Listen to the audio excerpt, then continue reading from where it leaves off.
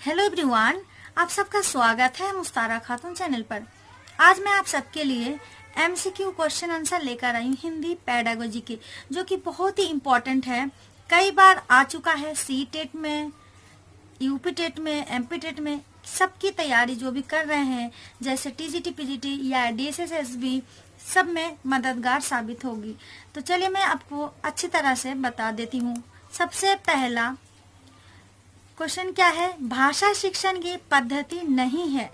यहाँ पर सीटेट वगैरह में भी ये वाला क्वेश्चन इस तरह का दिया जाता है और बच्चे जल्दबाजी में देख लेते भाषा शिक्षण की पद्धति मॉन्टेसरी पद्धति है, किंडरगार्टन पद्धति है, लेकिन यहाँ पर बताया गया है भाषा शिक्षण की पद्धति नहीं है। थर्ड ऑप्शन में है डेब्राली और फोर्थ ऑप्शन में है अभिक्रमित अनुदेशन। तो जो आंसर सही होगा वो ये वाला होगा, अभिक्रमित अनुदेशन, क्योंकि भाषा शिक्षण की पद्धति मॉन्टेसरी पद्धति भी है और किंडरगार्टन पद्धति भी है। ठीक है, अब हम आपको नेक्स्ट ले चलेंगे। नेक्स्ट में क्या है? बालक की प्रारंभिक शिक्षा उसकी मातृभाषा में दी जाए, यह मानना है। किसका मानना है? ये भी बहुत ही इम्पोर्टेंट क्वेश्चन है। यहाँ पर 4 ऑप्शन दिया गया है, महात्मा गांधी का, मॉन्टेसरी का, तीसरे में है फ्रॉबेल का और चौथे में है किलपैट्रिक का। तो यहाँ पर सही आंसर होगा महात्मा गांधी का, क्योंकि महात्मा गांधी ही चाहते थे और बताया है कि बालक की प्रारंभिक शिक्षा उसकी मातृभाषा में दी जाए। ठीक है, ये महात्मा गांधी का कथन है। समझ में आ गया? अब थर्ड क्वेश्चन देखिए, व्याकरण शिक्षण के लिए उपयुक्त नहीं है। क्या नहीं है व्याकरण शिक्षण के लिए उपयुक्त? निगमन प्रणाली या आगमन प्रणाली या अव्याकृति प्रणाली या कक्षाभिनय प्रणाली। तो यहाँ पे कक्षाभिनय प्रणाली ऑप्शन सही होगा, क्योंकि निगमन प्रणाली, आगमन प्रणाली ये सब व्याकरण शिक्षण के लिए उपयुक्त है। और यहाँ पर पूछा जाता है इस तरह से कि उपयुक्त नहीं है। क्या नहीं है व्याकरण शिक्षण के लिए? तो कक्षाभिनय प्रणाली सही ऑप्शन होगा। अगर हम कक्षा में बच्चों का अभिनय वगैरह करवा रहे हैं, इस तरह का नाटक वगैरह करवा रहे हैं, तो क्या इससे बच्चा व्याकरण सीखेगा? नहीं ना। तो इसीलिए कक्षाभिनय प्रणाली सही ऑप्शन होगा। ठीक है, उसके बाद नेक्स्ट क्या है?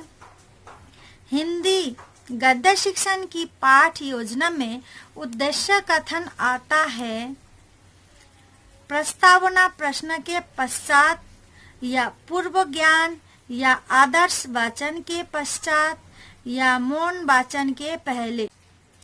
मौन वाचन के पहले, ये 4 ऑप्शन है। इसमें से आपको सही आंसर देना है, जो कि है आंसर 1, यानी प्रस्तावना प्रश्न के पश्चात।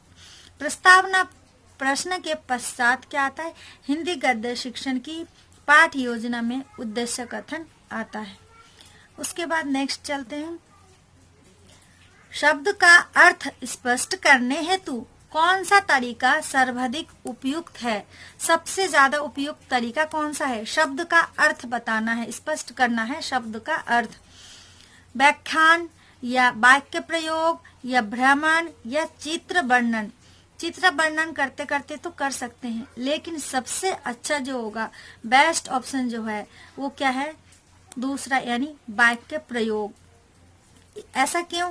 क्योंकि शब्द का अर्थ स्पष्ट करना है तो हम कोई एक वाक्य बताएंगे और उसमें से कौन सा शब्द है, क्या है, इस तरह से हम उसका अर्थ बताएंगे। जैसे मैं आपको एक वाक्य बोलकर दिखा रही हूँ। चलिए हम सब रोटी शोटी खाते हैं। रोटी, ये हमने एक वाक्य बताया। अब उसमें एक शब्द है रोटी। रोटी क्या है? एक शब्द है। और कौन सा शब्द है? ये है हमारा सार्थक शब्द। और सोठी भी साथ में आ गया। सोठी तो कुछ होता ही नहीं है, लेकिन फिर भी हम वाक्य में प्रयोग करते हैं, ऐसा शब्द है, तो उसको बताया जाता है निरर्थक शब्द। इस तरह से जब हम शब्द का अर्थ स्पष्ट करेंगे तो हम क्या प्रयोग करेंगे? वाक्य में प्रयोग करके बताएंगे। ठीक है, तो ये दूसरा ऑप्शन एकदम सही है। चैनल को सब्सक्राइब जरूर कीजिएगा, इससे भी अच्छे तरीके से मैं आपको जरूर आपके सामने वीडियो लेकर आऊंगी, ताकि आपका कंप्लीट हो। जो भी आप टेट या सीटेट या जिसका भी आप एग्जाम देना चाहते हैं, आपके लिए मैं नए नए वीडियो लेकर आती रहूंगी। वाचन के समय पुस्तक की आंखों से दूरी होनी चाहिए।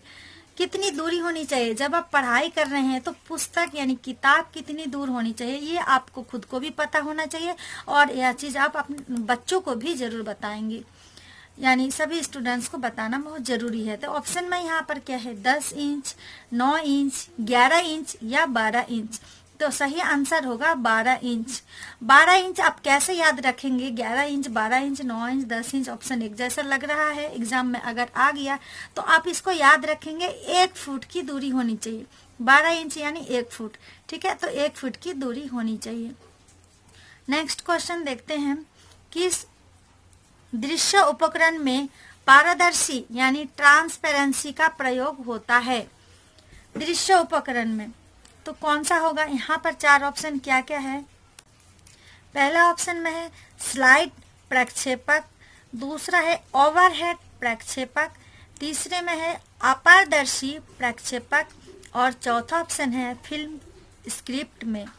तो इसका सही आंसर होगा दूसरा, क्योंकि इसमें क्या है? ओवरहेड प्रक्षेपक यानी प्रोजेक्टर में, इसमें दृश्य उपकरण में पारदर्शी यानी ट्रांसपेरेंसी का प्रयोग होता है, ठीक है। नेक्स्ट चलते हैं क्वेश्चन नंबर 8 में। अब मौन पठन के विषय में धारणा है। मौन पठन यानी जो मन में पढ़ते हैं उसके विषय में क्या धारणा है? एकाग्रचित होकर पढ़ने का अभ्यास होता है। दूसरा ऑप्शन में है इसमें पठन की गति धीमी हो जाती है। हम जब मौन पठन पढ़ते हैं धीरे धीरे पढ़ते हैं, लेकिन इसका मतलब नहीं कि गति उसकी स्पीड धीमी हो जाती है, ये ऑप्शन सही नहीं होगा। तीसरे में देखते हैं क्या है? पढ़ने की धीमी ध्वनि होठों से निकलती है, ये भी कोई ऑप्शन ठीक नहीं लग रहा है। चौथे में देखिए इसे आदर्श वाचन के तुरंत बाद किया जाता है, ये ऑप्शन भी उपयुक्त नहीं होगा। तो हम चलिए देखो, पहला ऑप्शन में हमने क्या पढ़ा था? एकाग्रचित होकर पढ़ने का अभ्यास होता है, ये बिल्कुल सही आंसर होगा। मौन पठन के विषय में एकाग्रचित होकर पढ़ने का अभ्यास होता है, मौन पठन, ठीक है। नेक्स्ट है प्रभाव के नियम के अनुसार उद्दीपक एवं अनुक्रिया का सहयोग होता है। कैसा सहयोग होता है? सुखद होता है या दुखद होता है या एक और दो दोनों में से, यानी सुखद दुखद दोनों होता है या उदासीन होता है। तो हमारा ऑप्शन हो जाएगा थर्ड, तीसरा, क्योंकि सुखद भी हो सकता है और दुखद भी हो सकता है। प्रभाव के नियम जो है उसके अनुसार उद्दीपक एवं प्रक्रिया का सहयोग होता है, कभी कभी सुखद भी हो सकता है, कभी कभी दुखद, दोनों ही होता है, इसलिए ऑप्शन थर्ड को हम टिक करेंगे, ठीक है। किसी एक को नहीं, दोनों ही आंसर, इसलिए थर्ड को टिक करेंगे। चलिए नेक्स्ट देखते हैं क्वेश्चन नंबर 10। भाषा शिक्षण के सिद्धांतों के प्रस्तुतिकरण का संबंध प्रमुख रूप से होता है। भाषा शिक्षण के सिद्धांतों के प्रस्तुतिकरण का संबंध किससे होता है? छात्र से या शिक्षक से या कक्षा के वातावरण से या गतिविधियों से। ये सब तो ठीक है, लेकिन एक सबसे बेस्ट जो आंसर है उसको बताना है, तो ये होगा 2, यानी शिक्षक से।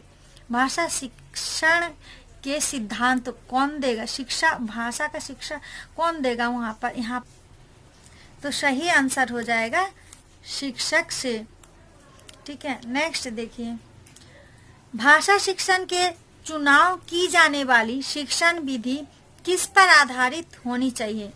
भाषा शिक्षण के चुनाव, अगर चुनाव करते हैं, चुनाव की जाने वाली शिक्षण विधि, शिक्षा देते हैं तो शिक्षण विधि किस पर आधारित होनी चाहिए?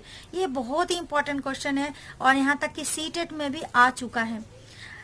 इस वीडियो को लाइक जरूर कीजिएगा, चैनल को सब्सक्राइब जरूर कीजिएगा, अगर हो सके तो वीडियो को शेयर भी कीजिए। तो इसका पहले देख लेते हैं ऑप्शन क्या है। बाल केंद्रीकरण पर, शिक्षक केंद्रीकरण पर, प्रयोग पर और गतिविधियों पर। तो इसका बेस्ट आंसर होगा 1 नंबर, यानी बाल केंद्रीकरण पर। भाषा शिक्षण के चुनाव की जाने वाली शिक्षण विधि हमेशा याद रखना, बच्चों के लिए शिक्षण विधि है, बालक के लिए है तो बाल केंद्रीकरण ही होगा।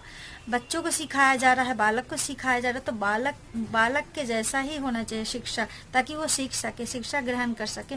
इसलिए बाल केंद्रीकरण शिक्षा पर जोर दिया गया है। नेक्स्ट है, भाषा शिक्षण में सरल से कठिन की ओर शिक्षण करना है। सरल से कठिन की ओर करना है कौन से पद्धति में? शिक्षण कौन से सिद्धांत में है?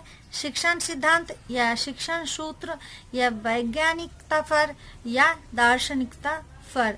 तो यहाँ पर बताया गया सही आंसर है शिक्षण सूत्र। शिक्षण सूत्र भाषा शिक्षण में सरल से कठिन की ओर शिक्षण करना, ये बहुत ज्यादा ध्यान में रखने वाली चीज है कि जब छोटे बच्चों को पढ़ाते हैं तो पहले 2 अक्षर वाले शब्द को ही सिखाया जाता है, उसके बाद कठिन की ओर जाता है, यानी कि 4 अक्षर वाले शब्द को सिखाया जाता है। ठीक है, इसी तरह से अगर हम कोई भी चीज सिखा रहे हैं, संज्ञा पढ़ा रहे हैं, संज्ञा के बाद ही हम आगे पढ़ाएंगे कि विशेषण क्या है। ठीक है, यानी सरल से कठिन की ओर। तो इसका सही आंसर है, इसको क्या कहते हैं? शिक्षण सूत्र। ठीक है, अब नेक्स्ट चलते हैं। शिक्षक द्वारा सामान्य रूप से बालक में किस भाषा कौशल का विकास किया जाता है? शिक्षक द्वारा, शिक्षक जब पढ़ा रहे हैं, बालक के किस भाषा कौशल का विकास हो रहा है? श्रवण का या वाचन का या पठन का या लेखन का? तो लिख नहीं रहा बच्चा, पठन भी नहीं कर रहा, वाचन यानी बोल भी नहीं रहा, श्रवण कर रहा, शिक्षा सुन रहा है। श्रवण यानी सुनना। शिक्षक जब पढ़ाता है तो बच्चा सीख रहा है, सुन रहा है, सुनना हो जाएगा श्रवण का। ठीक है, इसका सही ऑप्शन हो जाएगा श्रवण का। उसके आगे नेक्स्ट क्वेश्चन क्या है? श्रवण कौशल को छात्रों द्वारा अधिगम उपकरण के रूप में प्रयोग किया जाता है। इसमें क्या 4 ऑप्शन है? कहानी, कविता एवं निबंध शिक्षण संबंधी नियमों को सुनकर, दूसरा ऑप्शन है एक दूसरे को सुनाकर, और तीसरा ऑप्शन में एक दूसरे से बोलकर, या 4 में है 1 एवं 2 दोनों, यानी पहला दूसरा दोनों। तो अगर दोनों सही है तो 4 नंबर ऑप्शन सही होगा, तो यही सही है। पहला और दूसरे में क्या है? कहानी, कविता एवं निबंध शिक्षण संबंधी नियमों को सुनकर, ये सारे नियम को सुनना पड़ेगा और एक दूसरे को सुनाना भी पड़ेगा, तभी श्रवण कौशल को छात्रों द्वारा अधिगम उपकरण के रूप में प्रयोग किया जाएगा। ठीक है, नेक्स्ट चलते हैं। इसके बाद पहले इसको हटा दीजिए। नेक्स्ट में क्या है? क्वेश्चन नंबर 15 अब हम पढ़ेंगे। भाषा के अन्य विषय से संबंधित कार्य है। अन्य विषय से संबंधित कार्य क्या हो सकता है? अन्य विषय के शिक्षण का माध्यम, अन्य विषय के प्रस्तुतिकरण का माध्यम, या दोनों, या प्रयोग का माध्यम। तो ये जिसमें दोनों आ रहा है वो ऑप्शन सही होगा, यानी ऑप्शन नंबर 3। भाषा के अन्य विषय से संबंधित कार्य है, अन्य विषय के शिक्षण का माध्यम और अन्य विषय के प्रस्तुतिकरण का माध्यम, ये सब सही होगा। यहाँ पर ही मैं अपनी वीडियो को खत्म कर रही हूँ। और भी इस तरह के अच्छे वीडियो पाने के लिए मेरे चैनल को सब्सक्राइब जरूर करें। Thanks for watching.